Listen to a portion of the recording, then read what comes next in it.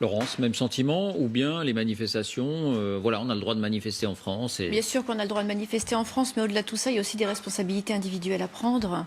Étant donné la conjoncture, étant donné la force de ce mouvement, qui a perdu aussi de son soutien, il faut le dire, parce qu'il y a eu des mesures fortes qui ont été proposées, mais on viendra peut-être sur ces mesures plus tard, qui sont mi-figue, mi-raisin, mais pour autant, on ne peut pas non plus tout imposer par la rue, parce que je le rappelle, on est dans une république démocratique, donc les choses doivent passer un moment par les urnes. Et je pense qu'aujourd'hui, il est l'heure pour les Gilets jaunes de prendre des responsabilités individuelles, collectives, de se structurer pour être en capacité d'avoir une parole politique.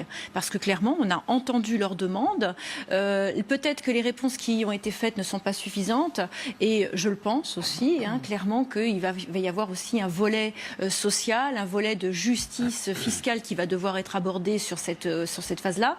Mais il ne faut pas que les Gilets jaunes oublient une chose, c'est que face à eux, ils ont des fonctionnaires de police, ils ont des gendarmes, il y a aussi des militaires qui ne sont pas face à eux, mais il y a aussi des militaires, des fonctionnaires qui sont dans la même situation, qui n'ont pas nécessairement la possibilité de manifester. Et il faut aussi qu'ils pensent à ces gens-là qui, en réalité, sont d'une certaine façon des frères de combat. Alors,